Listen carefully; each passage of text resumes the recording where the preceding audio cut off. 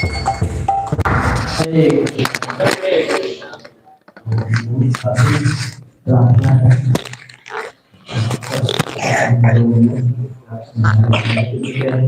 नमस्कार सर। नमस्ते।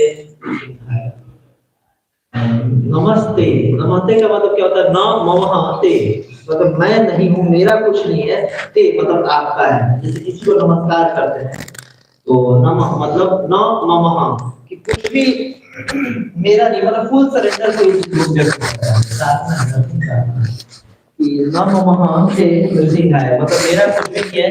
किसका है? ते आपका। किसका? नृसिंह देव भगवान का है कि नहीं? भगवान का। जैसे यज्ञ भी करते हैं हम यहाँ पर, तो इदम नमो महा, इदम कृष्णा इदम नमो महा, इदम अलग अलग उनका गुरुवे इदम नमो महा, इदम गौरा इदम नमो महा, कि मेरा कुछ भी नहीं है, गुरु का ही है, गौरांग का है। तो इसमें कह रहे हैं कि मेरा कुछ नहीं है, सब कुछ आपका है। किसका? हे नरसिंह देव भगवान नमस्ते, मतलब पूर्ण में, या न ममः का वो प्रचोदयात से भी वो करते हैं कि पूर्ण रूप से मैं सरेंडर कर रहा हूँ। किसी को भी नमस्ते करते हैं मतलब मैं सरेंडर कर रहा हूँ आपको। और प्रहलाद आह्लाद दाई ने, जो क्या करते हैं? प्रहलाद महाराज को आह्लाद देने के लिए, आह्लाद मतलब प्रसन्नता, खुशी, दाई ने प्रदान करते हैं। जैसे भगवान के आने का 3 कारणों में से जो मेन कारण होता है, परित्रणाय साधूनाम, साधुओं की रक्षा करना, विनाशाय च दुष्कृताम, तो ये तो भगवान अपने मतलब माया देवी के द्वारा एक्सटर्नल पोटेंसी से भी कर सकते हैं। तो मेन जो कारण है भगवान के प्रकट होने का, कि प्रहलाद को आह्लाद माने प्रसन्नता देने के लिए दाई ने। हिरण्यकशिपु वक्ष, जो हिरण्यकशिपु जो थे महाराज, उनका जो वक्ष स्थल था, शीलटंक नखालय, शील मतलब शील मतलब होता है पत्थर, कि जैसे उनका जो वो था वज्र के समान वो था। एक बार जब इंद्र पे जा करके वो सबसे पहली बार आक्रमण किए थे, तो इंद्र मतलब वो करके वज्र चला दिए थे अपना। और वज्र कैसा है? अकाट्य है, बिल्कुल अकाट्य है, कुछ कोई काट नहीं सकता हो। और वो वज्र लग करके और वज्र नीचे गिर गया। इतना ज्यादा उनका वो छाती वो था कि फिर सारे देवताओं को कोई लड़े नहीं थे, सारे भाग गए थे इनसे वो करके। और फिर सब पे पूरा ब्रह्मांड में पूरा रूल चलाते थे ये। प्रहलाद महाराज प्रार्थना में आगे कहेंगे, बताइए आप बोल रहे हैं मांगने के लिए, क्या मैं मांगूआ है? आप एक बार मेरे पिताजी ऊपर वो देखते थे, रात में सूरज उगना है, रात में बिल्कुल उग जाता था। शनि देव को लगा रखे थे गार्ड, मतलब गेट पे जो दरवान होते हैं, जब आते जाते यस साहब वो करने के लिए, क्या मैं आपसे मांगू? तो वही इतना ज्यादा बलवान थे। और उनको भी अपने नख से, जैसे कि जैसे कोई पत्थर होता है तो कोई छेनी होता है, जैसे शिलालेख करने के लिए छेनी पे मार मार के ऐसे शिला पे भी लेख बना देते हैं, लिख देते हैं कुछ, वैसे हिरण्यकशिपु के भी जो सील के जैसा, पत्थर के जैसा वो था, उस पे अपने नख से जैसे उसके जैसे छील दिए, मतलब छेद कर दिए। और इतो नृसिंह परतो नृसिंह यतो यतो यामी ततो नृसिंह, मतलब जो जो भी हमारा इस भौतिक जगत में प्रॉब्लम होता है जीवन में, जो सबसे ज्यादा जो प्रॉब्लम है वो भय का होता है, भय। और प्रत्येक जीवात्मा एक कीट से लेकर के इंद्रगोप, जो सबसे छोटा कीट माना जाता है ब्रह्म संहिता में, जिसका ब्रह्मा जी वर्णन कर रहे हैं, और उससे लेकर के ब्रह्मा जी तक प्रत्येक व्यक्ति भयभीत है कि पता नहीं मेरा पोजीशन रह पाएगी। और सबसे ज्यादा जो कष्ट देता है, जो भी हमारे जीवन में जन्म मृत्यु जरा व्याधि, सबसे ज्यादा जो कष्ट देता है भय का, हमेशा भयभीत रहता है जीवात्मा। इसीलिए अभय चरण, भगवान के चरण को कहते हैं, अगर उन चरण कमलों में शरण लेंगे तो हमें भय दूर चला जाएगा। तो यहाँ पर ये लिखने का ये है कि भगवान जो नृसिंह देव भगवान है, कहीं भी हम ये जान करके भगवान नृसिंह हर जगह है, मैं भयभीत ना हूं। उस जो सबसे बड़ा जीवन का जो हमारा कष्ट होता है, उसको मिटाने के संदर्भ में इसको लिखा गया है कि इतो नृसिंह परतो नृसिंह, कि यहाँ भी भगवान नृसिंह है और वहां पर भी भगवान नृसिंह है। यतो यतो यामी ततो नृसिंह, कि जहां जहां भी मैं जाऊं वहां पर नरसिंह देव, मतलब किसी भी परिस्थिति में, किसी भी काल में, किसी भी समय पे, स्थान पे मैं भयभीत ना हूं। इस भौतिक जगत में किसी के भयभीत, जो सबसे बड़ा मिजरीज है जीवन का, वो हटाने के लिए कि नर्सिंग कोई देखिए, जैसे बोलते ना, जैसे कोई छोटा बच्चा है, पिताजी उसके साथ है, तो उसको कॉन्फिडेंस होगा पिताजी साथ हैं। तो ऐसे नरसिंह देव भगवान क्या है, हमारे पिताजी वो साथ में है, डोंट वरी, टेंशन नहीं लेना है। और बहिर नरसिंह हृदय नरसिंह नृसिंहम आदिम शरणम प्रपदे। नरसिंहम आदिम बोल रहे हैं कि आदिम कहने का ये अर्थ है कि भगवान नृसिंह जिससे आदिम शुरुआत होता है, जो जो क्रिएशन करते हैं, जो मेंटेन करते हैं और एनिहिलेशन करते हैं, उनके शरण में मैं जा रहा हूँ। शरणम प्रपदे, प्रणाम कर रहा हूँ, जो कि हृदय के बाहर भी हैं और हृदय के अंदर है, मतलब सर्वत्र है। बाहर से भी हमारा प्रोटेक्ट करेंगे, अंदर से भी हमारा प्रोटेक्ट। जैसे अंदर के जो काम क्रोध लोभ मोह मद मत्सर ये जो वो है, इनसे भी प्रोटेक्ट करने के लिए नरसिंह देव भगवान है। और एक्सटर्नली जो भी, अब नरसिंह तत्व पे चर्चा करेंगे तो वो आएगा कि क्यों नरसिंह देव भगवान का प्राकट्य हुआ, कौन से स्वरूप है वो। तो बाहर सब कुछ से प्रोटेक्ट करते हैं नरसिंह देव भगवान। इसके बाद फिर लास्ट का ये जयदेव गोस्वामी जी ने लिखा है, उससे दशावतार स्तोत्र से है। तव कर कमल बरे नखम अद्भुत श्रृंगम। जो आपके कर कमल हैं, कर कैसे हैं, कमल के जैसे। कमल पंखुड़ी कितनी मुलायम होती है वैसे। जैसे कि आप देखिए इसमें दोनों का वर्णन, जो शेर, अगर आप शेर का पंजा देखे होंगे तो जो बीच वाला पार्ट होता है बहुत मुलायम होता है, बिल्कुल वो, और जो आगे का होता है बिल्कुल कठोर, जो नाखून वगैरह होता है। तो दोनों का इसमें वर्णन आया है कि कर कमल बरे और नखम अद्भुत श्रृंगम। अद्भुत मतलब बिल्कुल श्रृंग है, ये शेर हैं।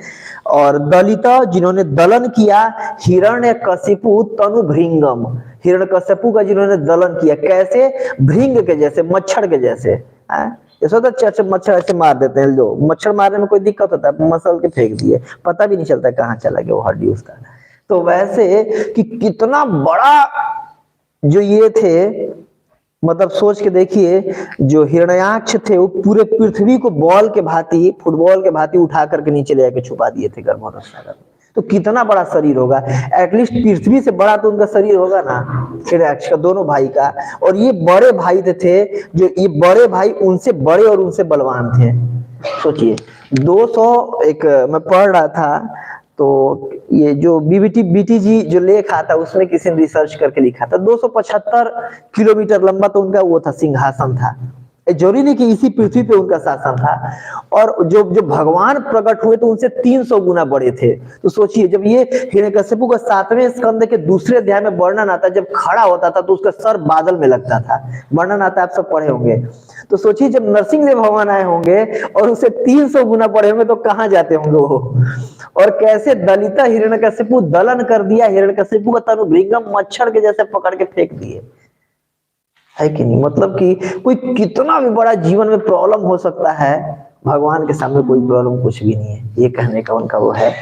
और दलन किया केशव धृत, केशव ने, जो केसी घाट में लीला करते हैं, या जो धृत धारण किया, नरहरि रूप, नरहरि का रूप। Thank you very much. भगवान का माला सूंघने से काम वासना पे विजय प्राप्त होती है, रूप गोस्वामी लिख रहे हैं नोडी में।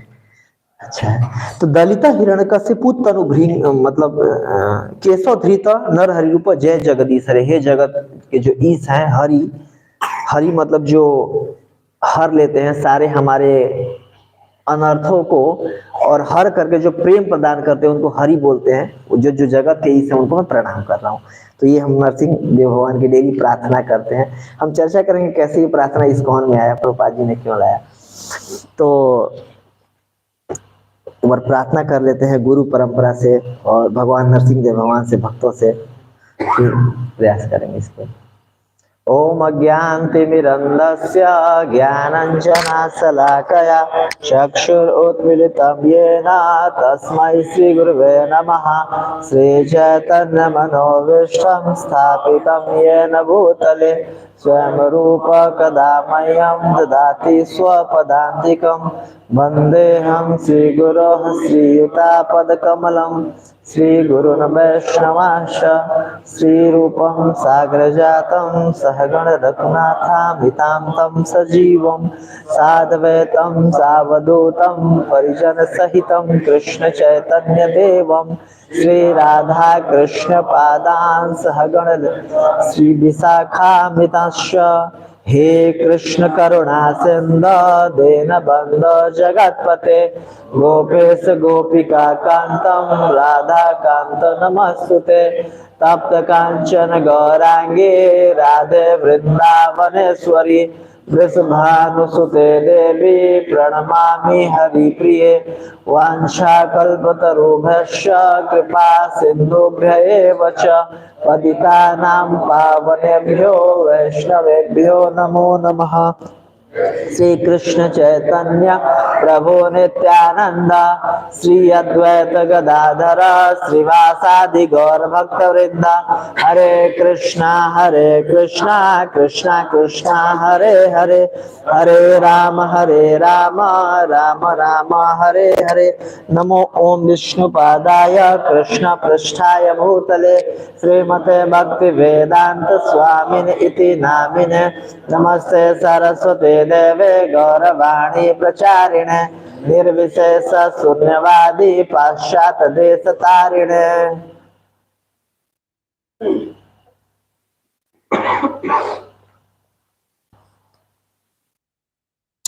मुखम करोति वाचालम पंगु लंघयेत गिरिम यत् कृपातमहं वंदे श्री गुरु दीनतारिणे परमानंद माधवम श्री चैतन्य स्वरूप। गुरु की कृपा से लंगड़ा व्यक्ति भी पहाड़ ढाक सकता है, गूंगा व्यक्ति भी बचाल बन सकता है।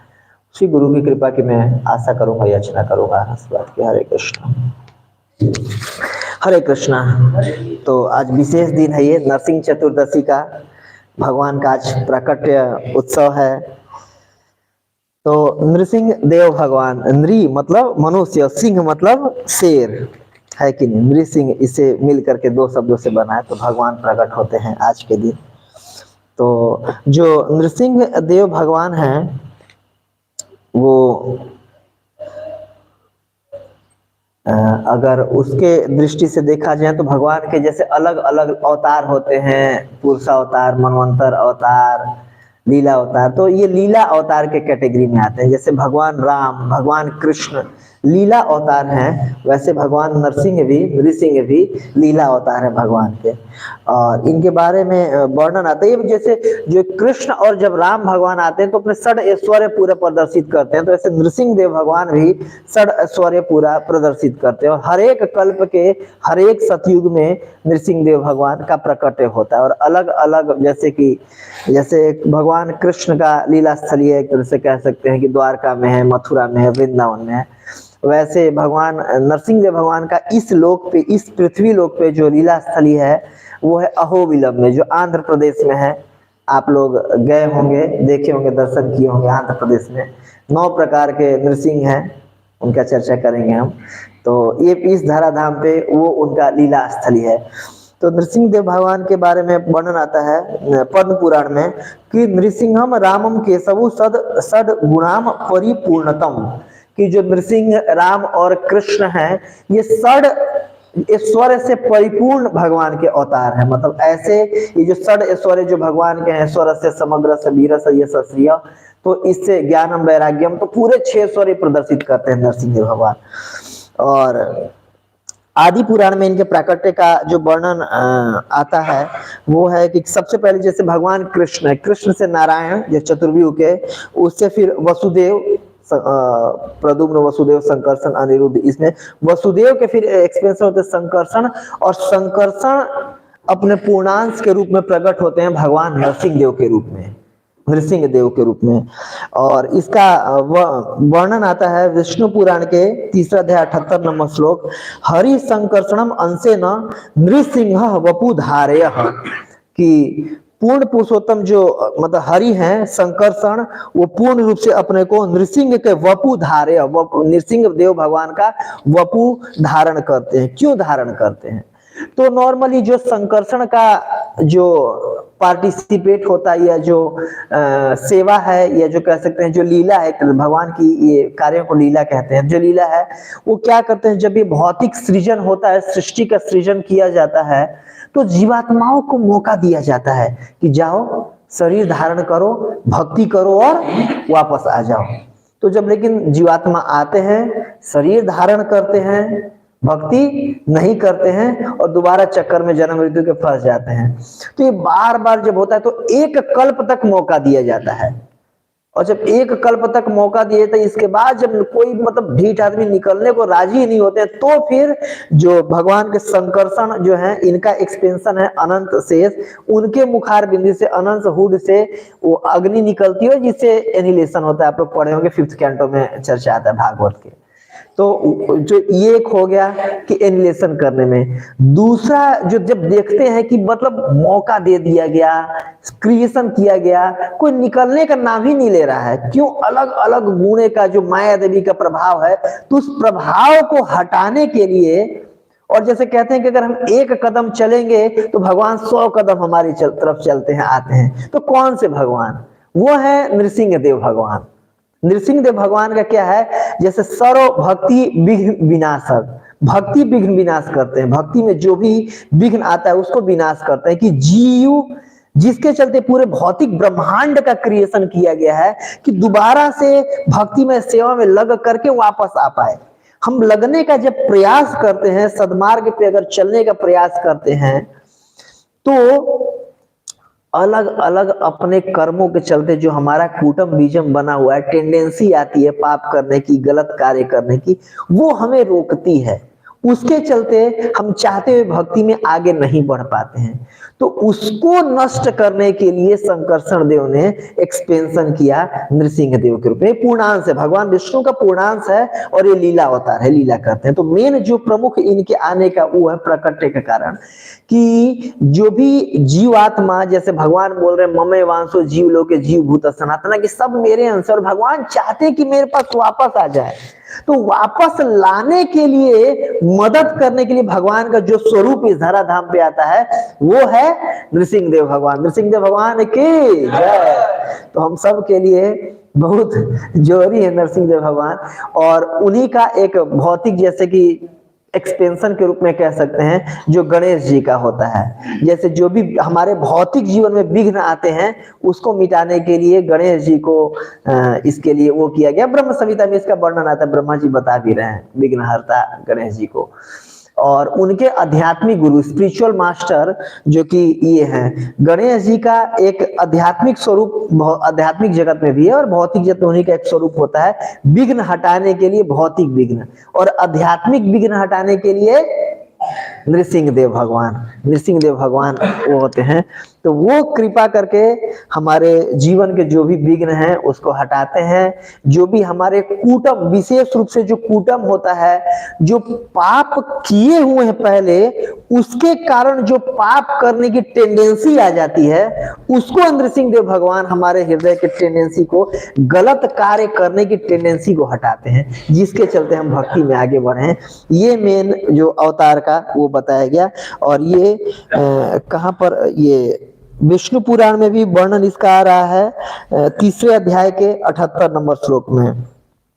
और तो ये हो गया। इसके बाद फिर जैसे हम देखते हैं इस्कॉन मूवमेंट में नृसिंह देव भगवान का कैसे हो, जब शुरू में जैसे कि इस्कॉन का प्रभुपाद जी ने वो किया था, तो नृसिंह देव भगवान का ऐसे नहीं, राधा कृष्ण का वर्शिप होता था, नृसिंह देव भगवान को नहीं लाते। जब 2 साल बाद नरसिंह देव जो तबीयत खराब हुआ प्रभुपाद जी का 67 68 में, तो बहुत ज्यादा तबीयत खराब हो गया नरसिंह देव उनका, प्रभुपाद जी का। तो प्रभुपाद जी ने अपने शिष्यों से कहा था कि आप लोग क्या कीजिए, जो नृसिंह देव भगवान से प्रार्थना कीजिए। नरसिंह देव भगवान जो भी हमारे जीवन में विघ्न आते हैं उसको हटाते हैं, क्योंकि अगर मैं अप्रकट हो जाऊंगा, मैं अगर मान लीजिए मर जाता हूं, तो आपके जीवन में भक्ति रूपी आपके जीवन में विघ्न आ जाएगा। तो उसको हटाने के लिए, मेरे स्वास्थ्य के लिए आप लोग प्रार्थना कीजिए। तो प्रत्येक मंदिर में सुबह शाम नरसिंह आरती शुरू किया गया था 67 में, प्रभुपाद जी की तबीयत खराब होने के बाद। इसके बाद फिर जब प्रभुपाद जी की तबीयत ठीक हो गई तो फिर से ये बंद हो गया था।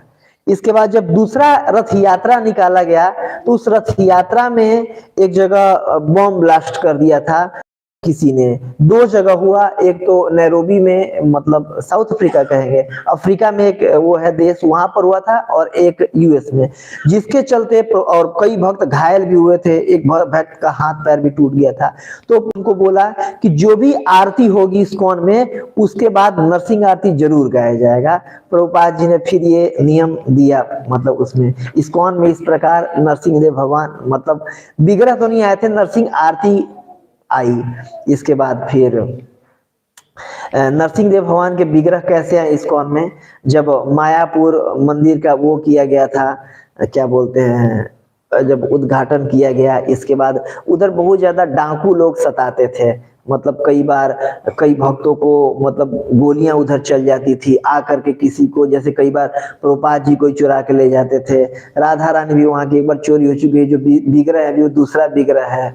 तो ऐसे ऐसे चीज हो जाता था, वो मांगते थे क्योंकि ये अंग्रेज लोग हैं, बहुत अमीर लोग हैं, तो हमें वो दे, क्या बोलते हैं, हफ्ता दे, फिरौती दे। तो ये करने के लिए बहुत सताते थे, और नहीं देते थे तो ये जो इनकी स्त्रियां होती थी आके उनको छेड़खानी कर देते थे। तो प्रभुपाद जी को बताया गया, और एक बार तो खूब वहां पर आए, पिटाई की, और भक्तों को जेल में भी बंद कर दिया गया। तो प्रभुपाद जी को चिट्ठी लिख करके भेजे तमाल कृष्ण गोस्वामी महाराज और जय पताका स्वामी महाराज। तो उन्होंने बोला कि आप लोग क्या कर सकते हो, नरसिंह देव भगवान के विग्रह ला सकते हो जो कि हमें रक्षा करेंगे। तो इस प्रकार नरसिंह देव भगवान का विग्रह बनाया गया दक्षिण भारत में, और वहां से लाए गए। तो वो इस्कॉन के पहले विग्रह, अभी तो कई सारे, और आज हमारे रोहिणी में जो विग्रह आने वाले थे, रोहिणी के लिए जो विग्रह बनाए गए थे, ऊपर जो 3 ऑल्टर है, बगल में चौथा नरसिंह देव भगवान का ऑल्टर था, जिसके लिए पूरे विग्रह बना दिए गए थे। तो वो आज विग्रह बड़े मंदिर में इंस्टॉल हो रहे हैं। कल उनका नेत्र उत्मीलन हुआ था और आज उनका अभिषेक है। तो हमारा भाग्य सौभाग्य है, जा करके दर्शन कर सकते हैं उन लक्ष्मी नरसिंह, जैसे जो भगवान का 9वां स्वरूप होता है लक्ष्मी नरसिंह, उसको बोलते हैं। तो उनका दिल्ली में भी हमारे नरसिंह देव भगवान आ चुके हैं, ताकि जो भी हमारे जीवन में जो विघ्न है उसको हटाने के लिए, उसका विनाश करने के लिए। तो इस प्रकार इस्कॉन में, और जो ये मूवमेंट जब शुरू हुआ तो हम देखते हैं चैतन्य चरितमृत में भी आता है कि जब चांद काजी जो थे रोक रहे थे संकीर्तन आंदोलन को, तो भक्तों को बहुत परेशान किया था। इसके बाद उस रात में नरसिंह देव भगवान उनके सपने में प्रकट हुए थे, सपने क्या हकीकत में प्रकट हुए थे, क्योंकि बाद में उनको दिखाए थे महाप्रभु को, देख रहे हो छाती पे मेरे निशान है, अजीब प्रकार का एक मतलब वो शेर था, आदमी था, पता नहीं लग रहा था क्या था, और मेरे को बोल रहा था कि आज के बाद रोके संकीर्तन आंदोलन को तो दोबारा तो फाड़ दूंगा, छोड़ूंगा नहीं। तो इस वजह से मैं पूरा देश देता हूँ, कोई आज से परेशान नहीं करेगा। तो ये हमारे जो मूवमेंट, जो संकीर्तन आंदोलन के शुरुआत में ही नरसिंह देव भगवान लीला करके दिखा दिए कि हाँ, जो भी संकीर्तन आंदोलन में भक्त आएंगे उनका मैं रक्षा करूंगा। और इसके बाद फिर जब इस्कॉन का जो भारत में जो दूसरा मंदिर था, जो जुहू का मंदिर है, राधा रास बिहारी, जहां पर प्रभुपाद जी ने कहा होता I will build you temple for you, ऐसे करके।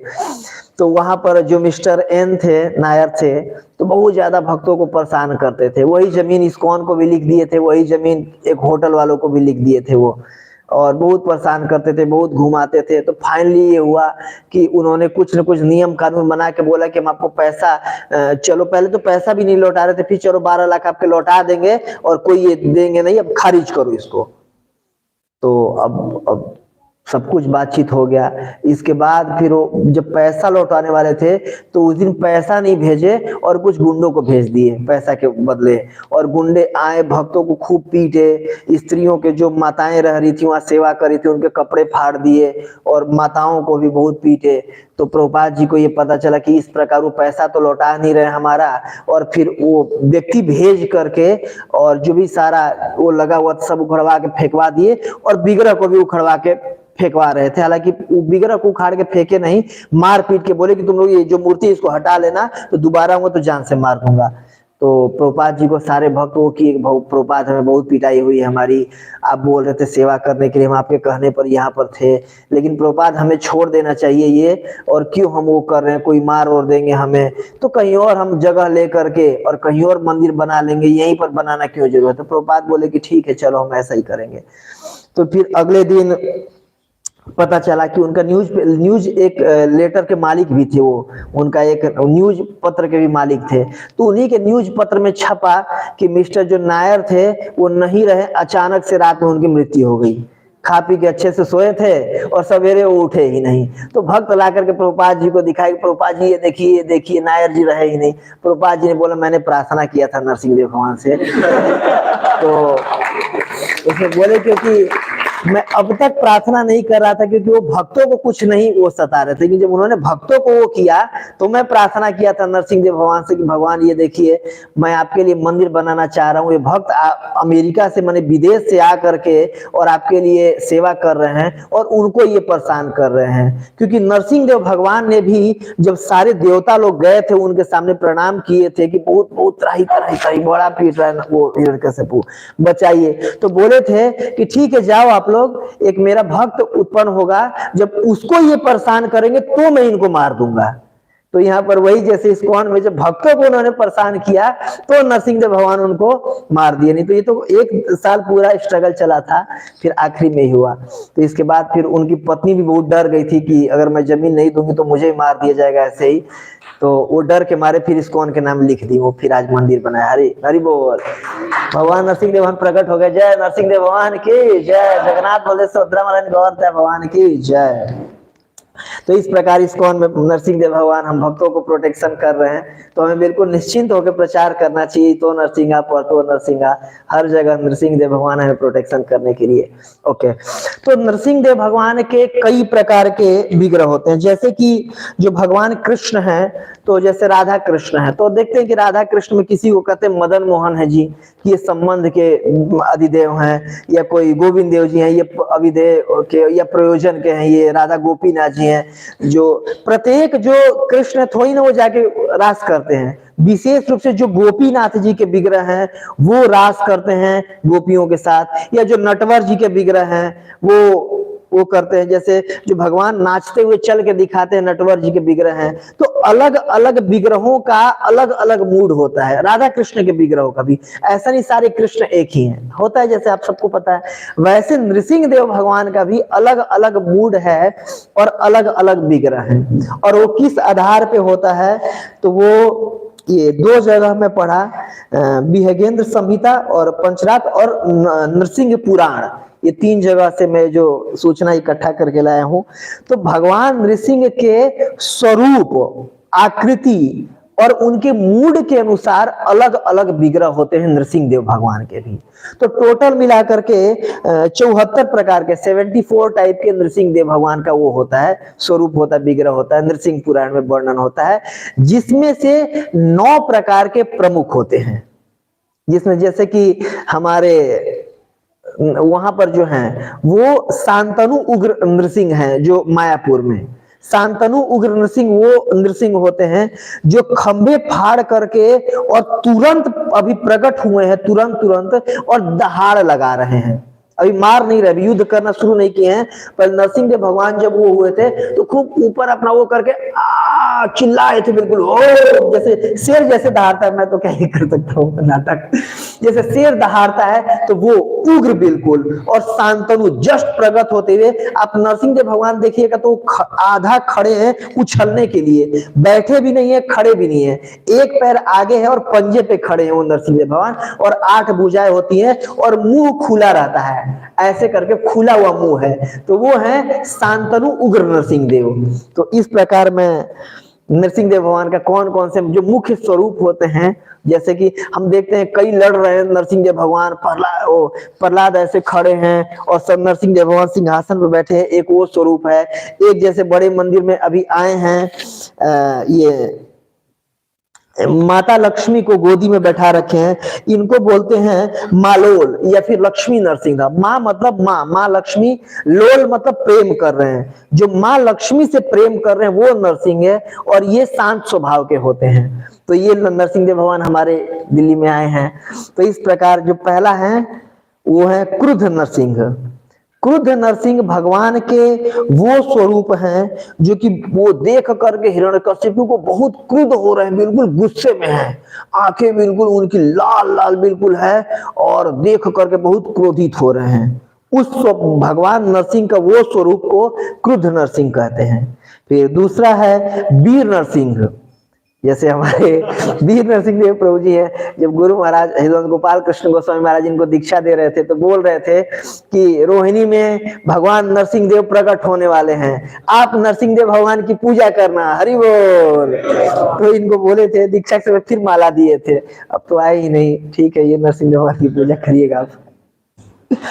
तो जो क्रुद्ध होने के बाद, देखने के बाद हिरण्यकश्यपु को कूद पड़े युद्ध करने के लिए, तो भगवान का वो स्वरूप जो कि लड़ाई कर रहे हैं, जो असुरों को मार रहे हैं, वो वीर नरसिंह है। अब देखिए ये भागवतम के 7वें स्कंद में इसमें फोटो आता है, मैं दिखाता हूँ ये।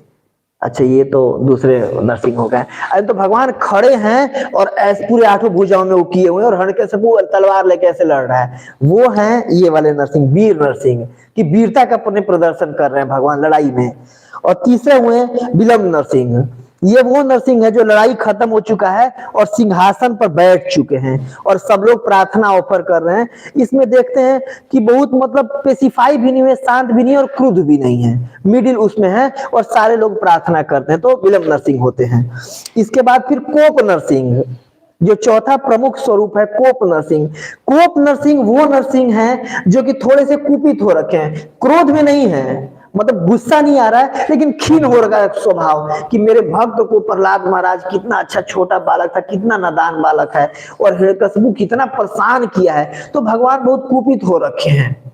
मतलब भगवान का हृदय बहुत खीन हो रखा है, जैसे होता है ना कि बहुत ऐसे टेंशन में है कि बहुत मेरे भक्त को, कोमल स्वभाव वाला, उसको कितना परेशान किया गया है। तो वो स्वरूप भगवान का, जो कि किसी भक्त को जब परेशान किया जाता है तो भक्त के रक्षा के लिए जो भगवान का स्वरूप होता है कोप नरसिंह। भगवान को बहुत हृदय पीड़ा होती है कि ये मेरा भक्त है, भक्ति करने का प्रयास कर रहा है, तो ये और लोग उसको सता क्यों रहे हैं, तो वो जो स्वरूप भाव है कोप नरसिंह।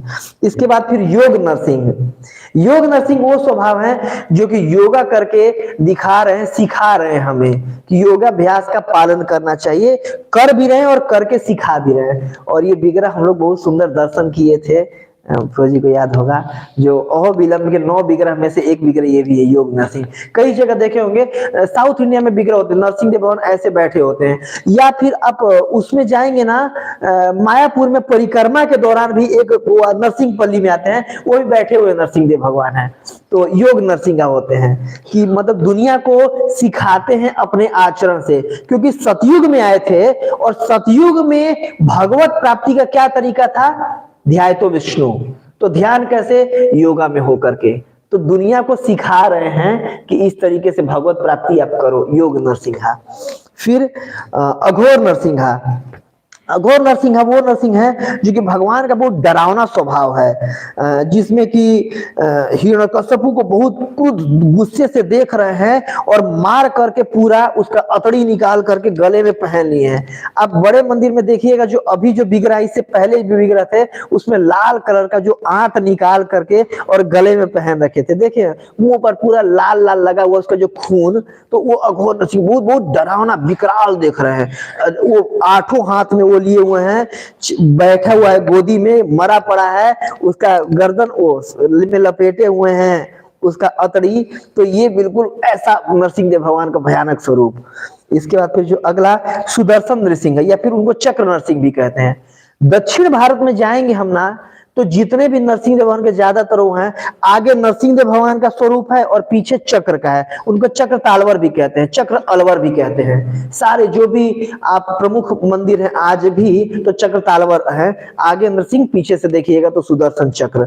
तो भगवान का ये कि जैसे जो सुदर्शन होता है सबका दलन करता है दुष्टों का, तो ये स्वरूप सारे दुष्टों का दलन करने के लिए है, तो उसको बोलते हैं चक्र नरसिंह या फिर सुदर्शन नरसिंह। और जो 8वां है शांत नरसिंह भी इनको बोलते हैं, लक्ष्मी नरसिंह बोलते हैं, या फिर इनको मालोल नरसिंह बोलते हैं, कि जिसमें अब नरसिंह देव भगवान सिंहासन पे बैठे हुए हैं और एक पैर नीचे है, एक पैर ऐसे है, और उनके जांघ पर गोद में वो बैठी हुई है माता लक्ष्मी, और बहुत स्पेसिफाई हो चुके हैं कहीं कहीं दूसरे पैर पे प्रहलाद महाराज बैठे हुए हैं और दूसरे पैर पे माता लक्ष्मी बैठी हुई हैं, और भगवान का शांत स्वरूप है और उनके आंखों से बहुत बहुत वो लाल नहीं है, बहुत विनम्रता प्रकट हो रहा है। और क्योंकि इन पे इनको देखते हुए बहुत चाट रहे हैं, इनको आंखों से आंसू गिर रहा है, ठंडा ठंडा आंसू गिर रहा है नरसिंह देव भगवान के करुणा से।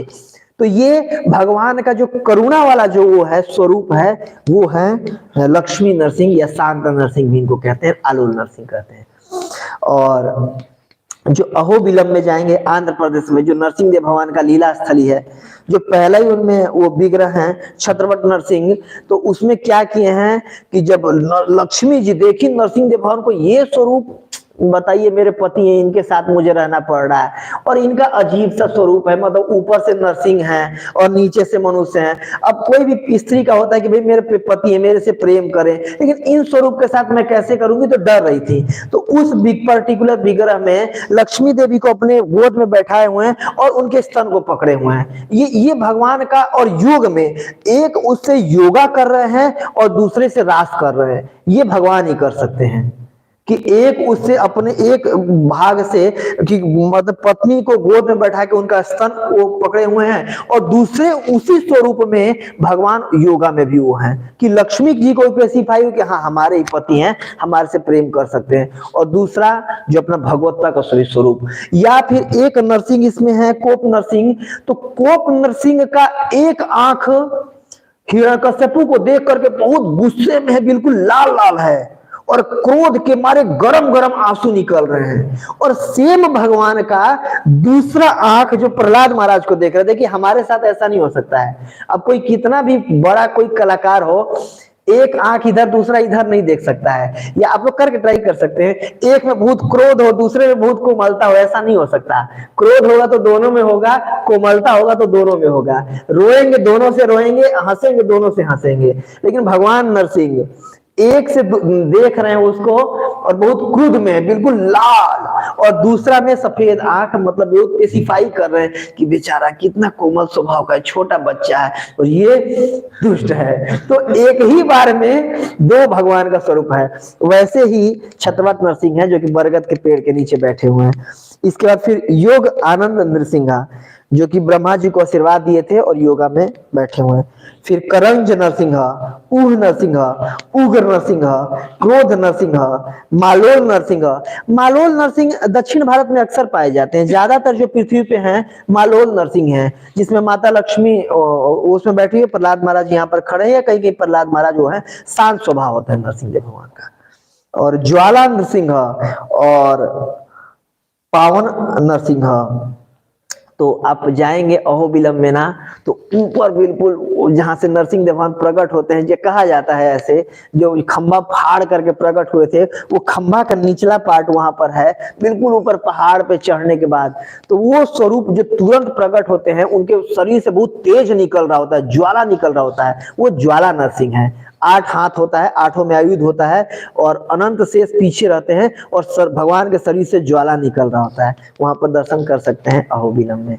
तो इस प्रकार ये नरसिंह भगवान का अलग अलग स्वरूप हुआ। अब आते हैं श्रीमद् भागवतम से, जो कि नरसिंह देव भगवान का कथा है। तो ये श्लोक पढ़ लेते हैं, इसके बाद फिर हम आएंगे पूरा। बहुत अच्छा श्लोक है, पीछे आप लोग बोलिएगा। सत्यम विधातुम निज भृत्य भाषितम व्याप्तिं च भूतेषु अखिलेषु चात्मनः अदृश्यतः अति अद्भुत रूप उद्वहन् स्तंभे सभायां न मृगम न मानुषम।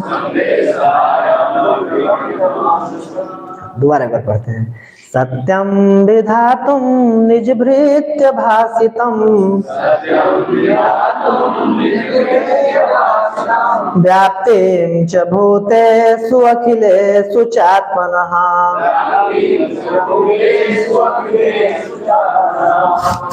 अदृश्यतः अति अद्भुत रूप उद्वहन्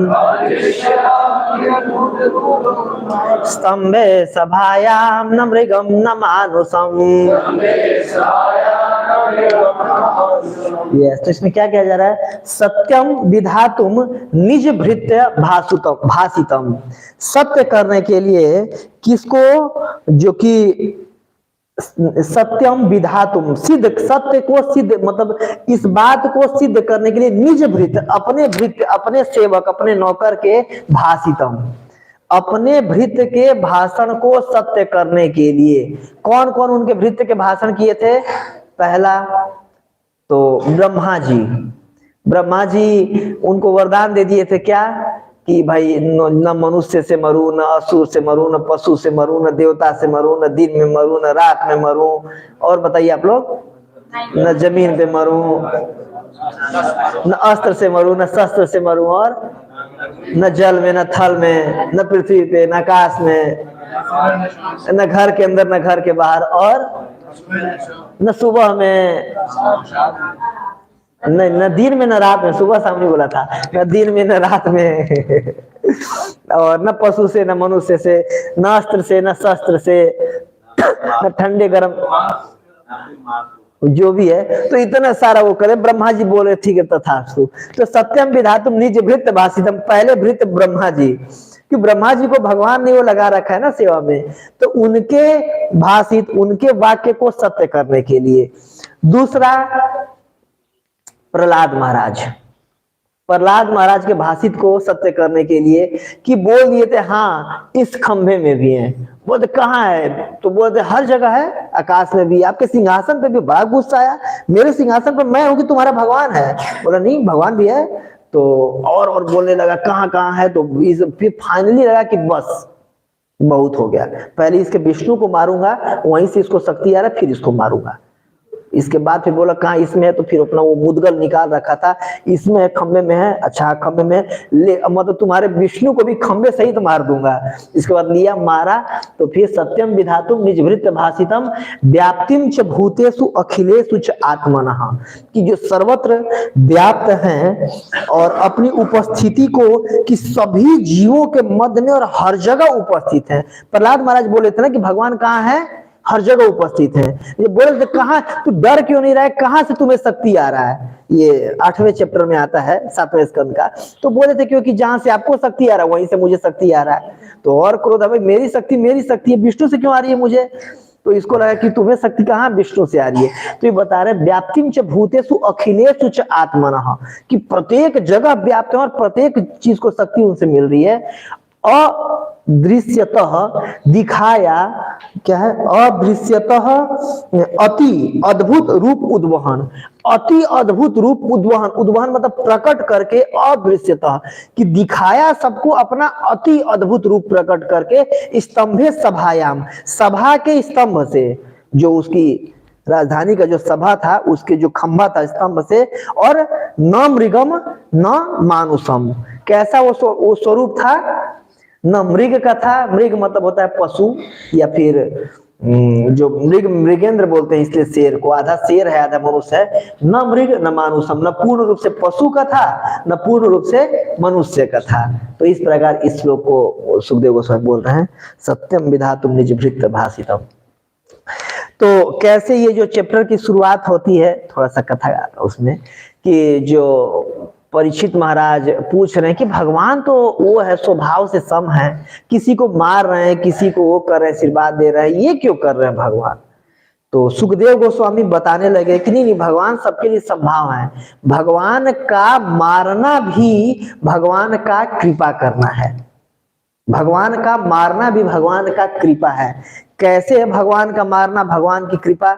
तो ये बता रहे, देखो मैं ये बात बता रहा हूं अभी कुछ ही 100 साल पहले, 21 में कथा कह रहा हूं, जब राजसूय यज्ञ हो रहा था, तो जो शिशुपाल महाराज थे, भगवान को कल भाषतः उनके बारे में सुखदेव गोसाई बोले हैं कि बचपन से ही जब तोतली बोलियो बोलना शुरू किया था, तो लोग बोलना शुरू करते हैं कि मम्मी मम्मी, पापा, चाचा, ताऊ, ऐसे बोलते हैं ना बच्चे, छोटे बच्चे, मामा मामा।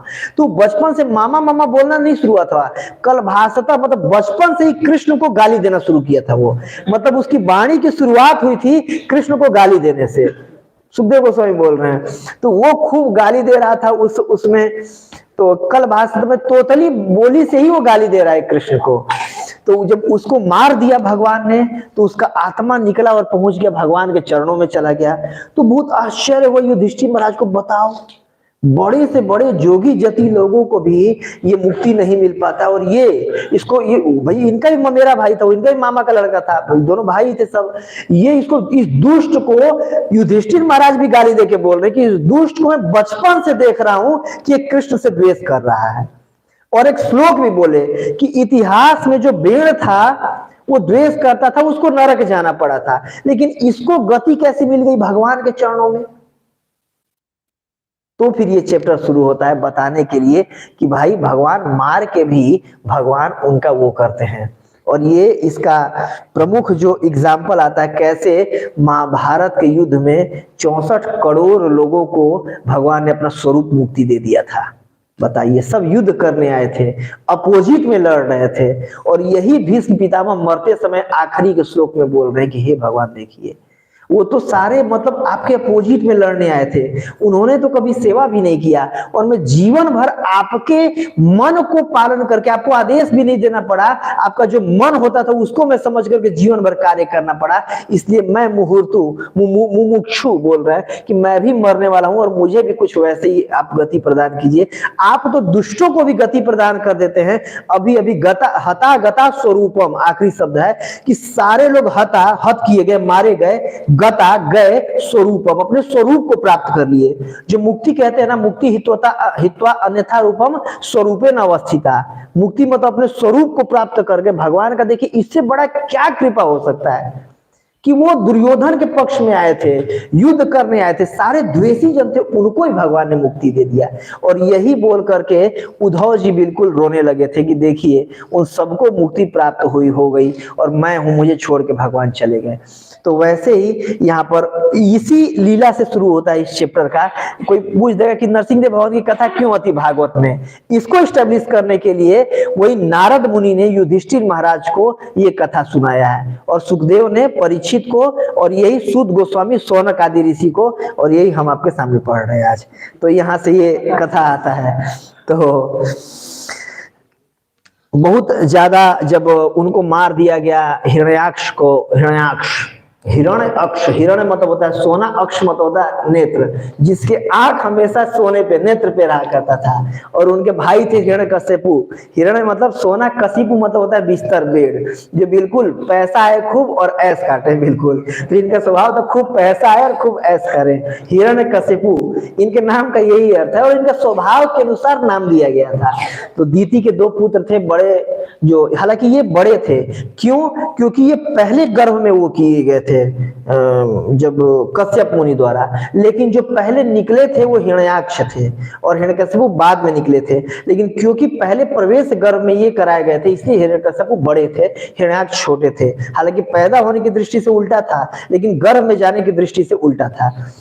तो अब ये जो बड़े भाई बोले कि मेरे छोटे भाई को मार दिया विष्णु, अब मैं क्या करूंगा, विष्णु को ही मार दूंगा, क्योंकि उसी के चलते ब्राह्मणों को बल मिल रहा है, उसी के चलते देवताओं को बल मिल रहा है। तो बोला कि मैं जड़ को ही काट दूंगा तो ऊपर का पेड़ तो खुद ही सूख जाएगा, ऊपर से टहनी काटने की जरूरत क्या है। तो इस वजह से तुम लोग जाओ, सारे ब्राह्मणों को मारो, सारे इनको मारो, उनको मारो, और मैं तब तक तपस्या करके आ रहा हूं, तपस्या करके बल इकट्ठा करूंगा। देवताओं को तो तुम लोग खुद ही पीट दोगे, बाकी विष्णु को मारने के लिए मैं वो करने जा रहा हूं। तो गए, तपस्या किए 36,000 देवताओं के साल तक, और एक पैर के, एक अंगूठे के अग्रभाग पर खड़े होकर के हाथ, वो भी ऊपर, हाथ ऊपर करके और आंख खोल करके सूर्य की तरफ देखते हुए। कितना टफ तपस्या है, बाप रे बाप, कि पैर पे भी नहीं, एक पैर पे, एक पैर मोड़ लिया, दूसरे पैर पे, उस पे भी अंगूठे पे, अंगूठे के अग्रभाग पे, और ऊपर से आंख, हाथ ऊपर, आंख ऊपर, आंख खोले हुआ बिल्कुल। अब उसी में बारिश हो रहा है, धूल पड़ रहा है, सब कुछ हो रहा है, खुला आंख भी बंद नहीं करना है। बताइए कितना टफ तपस्या है। हमारे गुरु महाराज गोपाल कृष्ण गोस्वामी महाराज इनके तपस्या का बहुत वर्णन करते हैं। और क्यों इतनी शक्ति थी तपस्या करने की? क्योंकि वो भगवान के शुद्ध भक्त थे, जय विजय जो थे, और भगवान के ये बैकुंठ के 8वें द्वार के सेवक हैं। साधारण ये भगवान बोल रहे हैं उनको, ये साधारण सेवक नहीं है, मतलब पर्सनल। और इन दोनों के पास 5 वो है, सामीप्य जो सिद्धि वो है सामीप्य, सारूप्य, सालोक्य, साष्टी, सारा ऐश्वर्य था। भगवान के जैसा इनका ऐश्वर्य था, भगवान के लोक में भगवान के पास और भगवान के जैसा स्वरूप इनको प्राप्त था। बिल्कुल पर्सनल वो थे, बिल्कुल जस्ट मेरे ऐसे बैकुंठ के द्वारपाल नहीं है ये, बैकुंठ में भगवान का जो महल है उसके दरवाजे पे सामने पे ही खड़े रहते हैं, तो बहुत प्रिय है ये। तो देखिए मतलब कोई ऐसे कहते हैं ना, भक्त का क्रिया मुद्रा बिगे न बुझाए, नहीं जान सकते हैं भगवान के शुद्ध भक्त। और कार्य क्या कर रहे हैं, ब्राह्मणों को मार रहे हैं, गायों को काट रहे हैं, जिंदा जला दे रहे हैं ब्राह्मणों को, कि इनको देख करके यज्ञ करना लोग बंद कर देंगे, लेकिन फिर भी भगवान के शुद्ध भक्त हैं। मतलब किसी की एक्सटर्नल क्रिया को देख के नहीं बता सकते हैं कि ये भक्त क्या है, क्या कर रहा है कि नहीं। यही सीसी में वर्णन आता है चैतन्य चरितामृत में। तो इस प्रकार जो वो सताने गया तो फिर ब्रह्मा जी प्रकट हुए, आप लोग कथा सुने होंगे। तो ये वरदान मांगा था कि यहाँ नहीं वहां नहीं, हर जगह नहीं मरूं।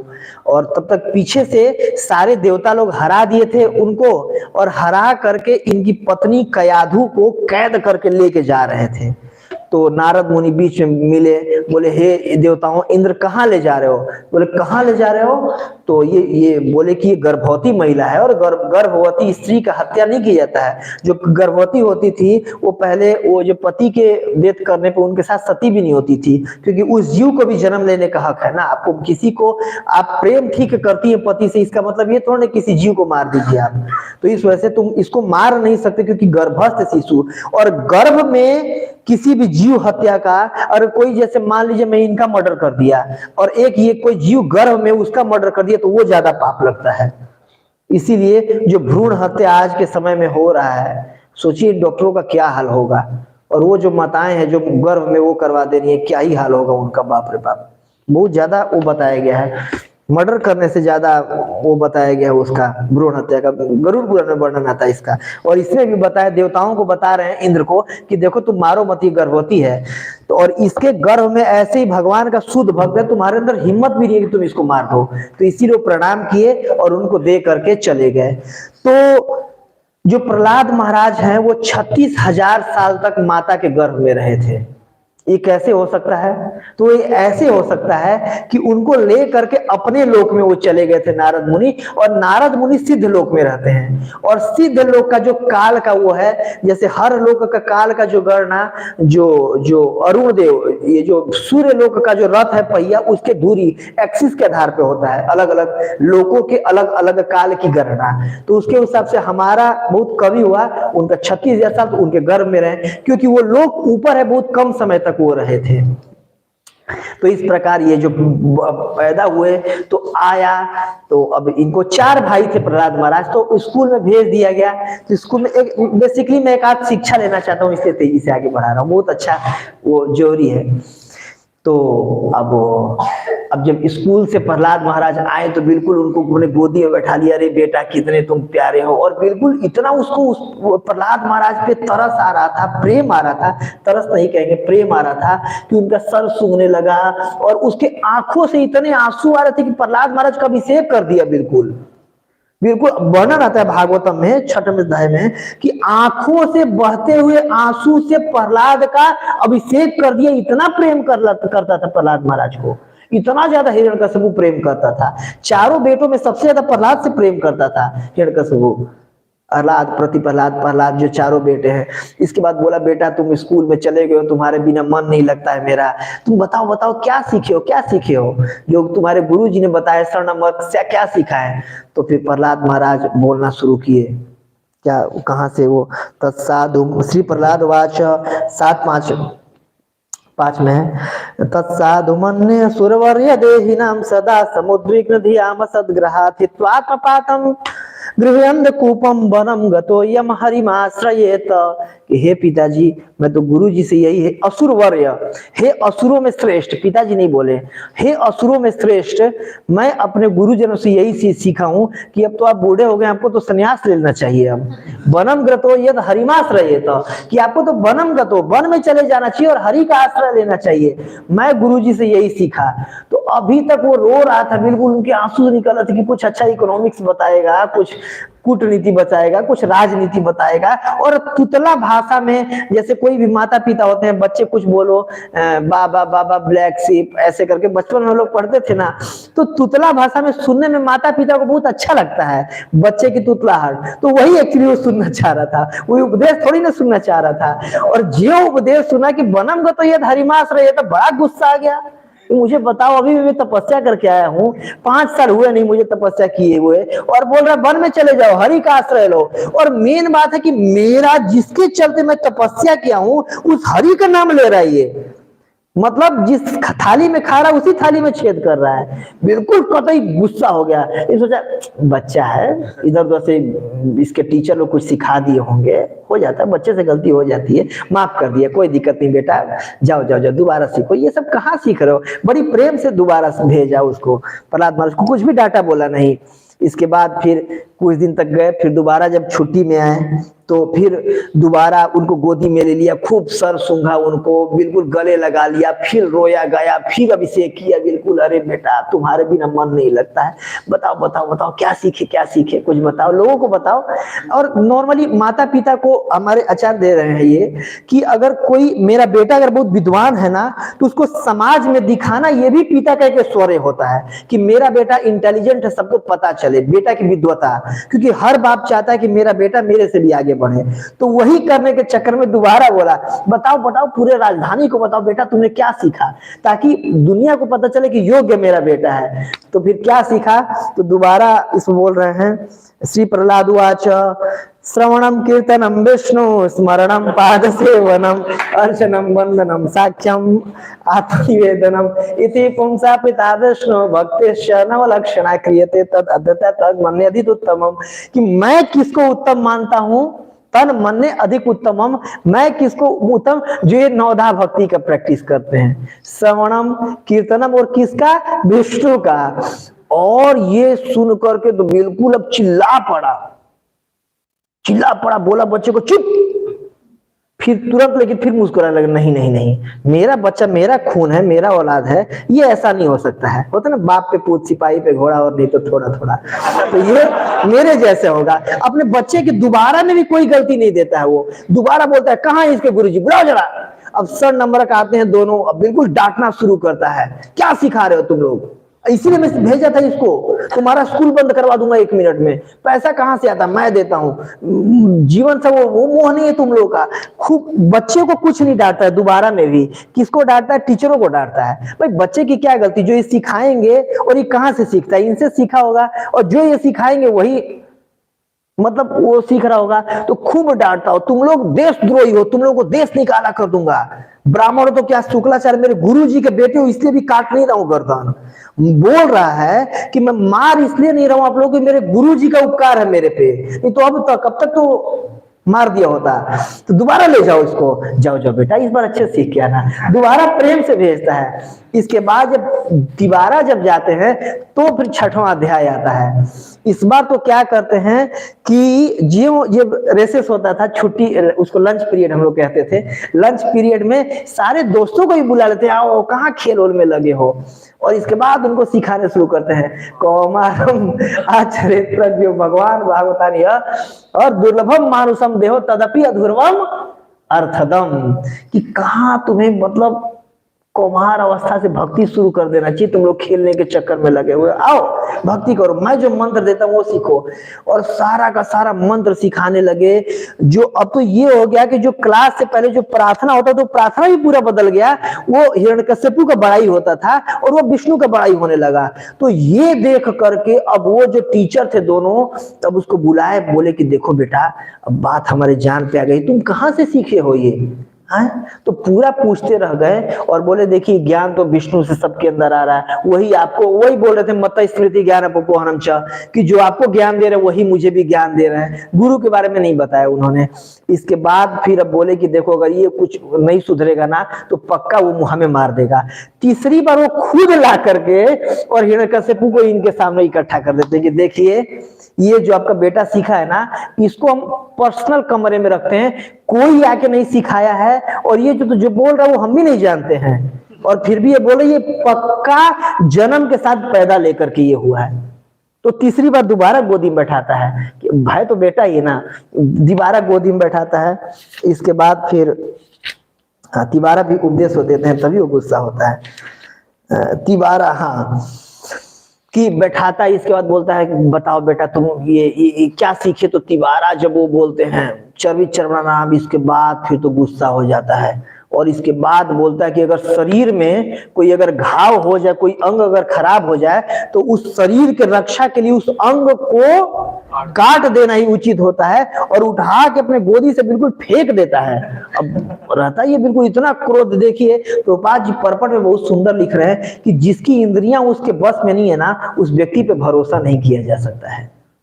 और इस भौतिक जगत का स्वरूप बता रहे हैं कि प्रत्येक व्यक्ति जो हमारा प्रेम दिख रहा है एक दूसरे से, जब तक ये मेरे स्वार्थ की पूर्ति कर रहा है तभी तक मैं इसके प्रेम कर रहा हूं। ये भौतिक जगत का प्रत्येक जो संबंध का यही आधार है।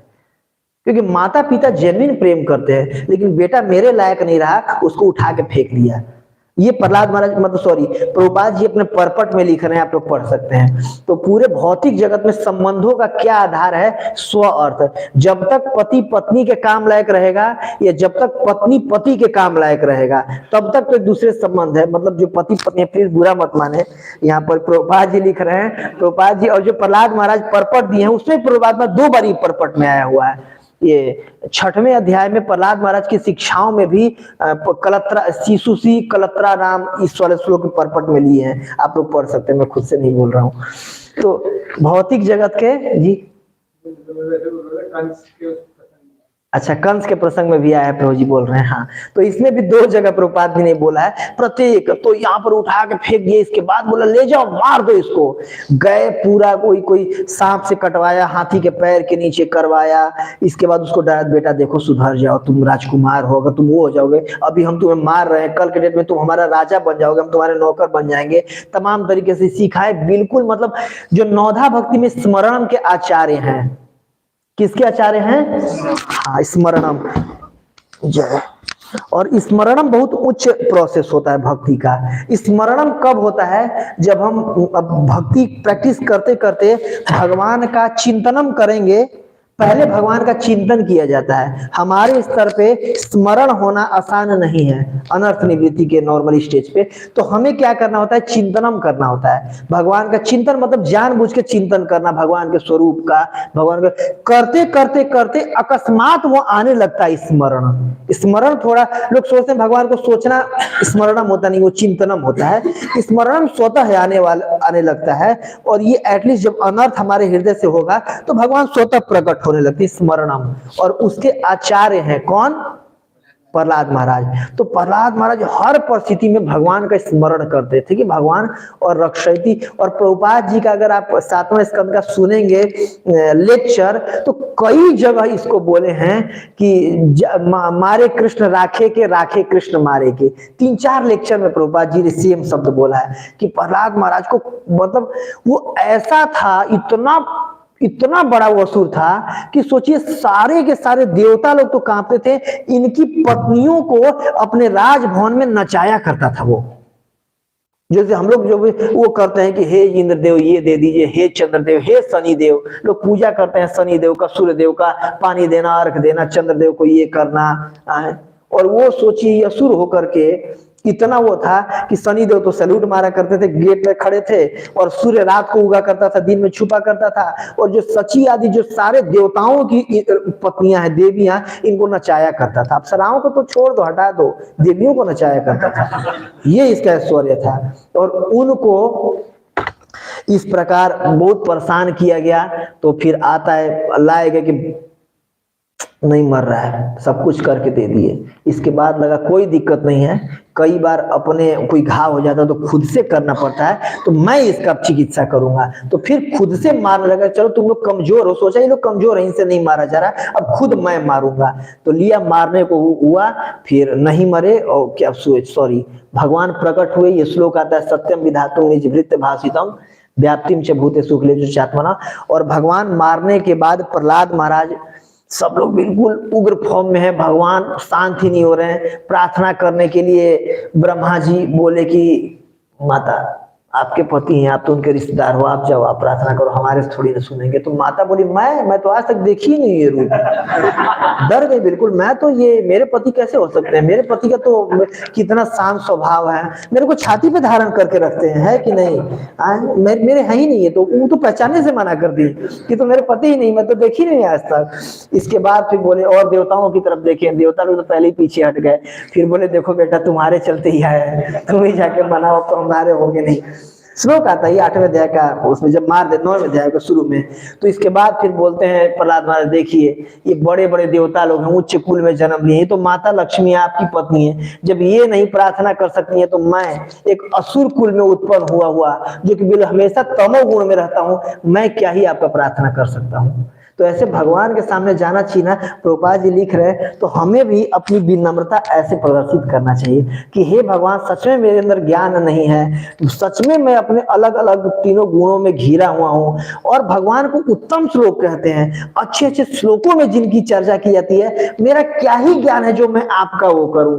फिर भी जितना आपने बुद्धि दिया है और आप बुद्धि देकर जो बोलवा रहे हो, मैं प्रयास जरूर करूंगा, क्योंकि नहीं कर सकता, लेकिन उपाय क्या है, उपाय भी कुछ नहीं है। तो इसलिए जो भी आपने बुद्धि दिया है, और उसके अगले श्लोक उसमें परपट में लिख रहे हैं, पिता माता को अगर जो पुत्र होता है, अगर कोई मतलब पूर्ण रूप से सही भी नहीं बोलता है ना, क्योंकि पिता पुत्र से प्रेम करता है तो पुत्र की वो बात अच्छी लगती है। जैसे छोटे छोटे बच्चे होंगे, गृहस्थ लोग, काफी भक्त लोग बैठे हुए हैं, जो छोटा बच्चा होता है वो सही नहीं भी बोलता है, फिर भी लगता है चलो मेरा बेटा, उसको स्वीकार करता है माता पिता। वैसे क्योंकि भगवान हमारे इटर्नल पिता हैं, भले हमें नहीं मालूम है, उनको मालूम है, और वो हमें प्रेम करते हैं, तो जैसा भी हम प्रार्थना करते हैं भगवान उसको स्वीकार करेंगे। इसीलिए भगवान को प्रार्थना जरूर करना चाहिए। तो प्रहलाद महाराज ये बोल करके प्रार्थना शुरू करते हैं। तो प्रार्थनाओं में करते करते एक मैं प्रार्थना बस करूंगा, खत्म करूंगा। ये प्रार्थना बहुत जरूरी है, क्योंकि भगवान बोलते हैं कि आप मेरे से वरदान मांगो, मैं बहुत खुश हो गया। तो बोलते हैं कि देखिए, मैं बनिया नहीं हूं जो मैं आपसे वरदान मांगू, मैं आपके कुछ चाहने के लिए मैं आपकी पूजा नहीं कर रहा था। फिर बोल रहे हैं वरदान के रूप में ये मांगे हैं कि जो भी मेरी भौतिक आसक्ति है वो खत्म हो जाए। इसके बाद एक श्लोक बोले हैं, आप लोग को याद आएगा, बताइएगा, सत्यम विधातुम।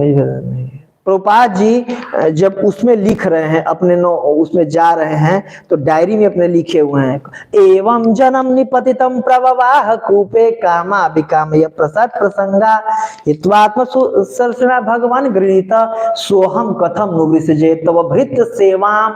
ये बहुत महत्वपूर्ण है, ये कंक्लूसिव है पूरा इस चैप्टर का, 7वां स्कंद का लगभग। एवं जन्म निपतितम प्रवाह कूपे, कि हे भगवान, हे नरसिंह देव भगवान, एवं जन्म निपतितम प्रवाह कूपे, मैं तो अपने कर्मों के चलते बिल्कुल एक अंधे कुएं में गिरता जा रहा था, गिरता जा रहा था, गिरता जा रहा था। और मेरे मित्र लोग भी ऐसे थे, इस भौतिक जगत में हमारे सराउंडिंग भी ऐसी होती है जो कि हमें पाप कर्म की तरफ अग्रसर करते हैं। अगर आप पाप करने बैठ जाइए, 2-4 लोग आपके संगी मिल जाएंगे, हाँ मैं भी साथ में करता हूँ, तो ऐसे करके मैं तो अपने कर्मों के चलते गिरता जा रहा था। लेकिन आपके सेवक ने कृपा करके मुझे स्वीकार कर लिया, और क्योंकि आपके सेवक ने मुझे स्वीकार किया, तब जाकर के आप मुझे दर्शन दे रहे हो और आप बोल रहे हो कि वरदान मांग लो बेटा, जो भी चाहिए तुम्हें। ये इसमें मेरा कोई क्रेडिट नहीं है। किसका क्रेडिट है? देवर्षि, जो देवर्षि बोल रहे हैं यहाँ पर नारद मुनि को, अपने गुरु को बोल रहे हैं कि मेरे गुरु के कृपा के चलते, जैसे ये नहीं प्रहलाद महाराज वो होने लगे, देखे सारे देवताओं को बोलेंगे, देखे मेरे चलते मान गए, तुम लोग से मैं बड़ा हूं, नहीं ऐसा नहीं है। ये कि जो भी मेरा क्रेडिट है मेरा नहीं है, किसका है? मेरे गुरु का क्रेडिट है। मैं तो कहीं का था ही नहीं, आप मेरे जब गुरु ने मुझे स्वीकार कर लिया और गुरु ने ज्ञान दिया, तो उनके कृपा से आप मुझे मिली है। सोहम कथम नुवृषजे तव भृत्य सेवाम, इसीलिए क्या कीजिए, मैं आपके भृत्य का मतलब अपने गुरु का सेवा कैसे छोड़ सकता हूं। तो प्रभुपाद जी लिख रहे हैं, अगर हम अपने गुरु के सेवा में लगे रहेंगे ना, तो निश्चित रूप से नरसिंह देव भगवान हमें प्रोटेक्ट करेंगे और नरसिंह देव भगवान हमें वरदान देंगे, नरसिंह देव भगवान हमें दर्शन देंगे। जगत गुरु श्रील प्रभुपाद की जय, नरसिंह देव भगवान की, ग्रंथराज श्रीमद् भागवतम की जय। हरे कृष्ण। किसी कोई प्रश्न, कोई टीका टिप्पणी? ऐसे समय हो चुका है। है, बहुत बहुत धन्यवाद। हरे कृष्णा। हरे कृष्णा कृष्णा कृष्णा हरे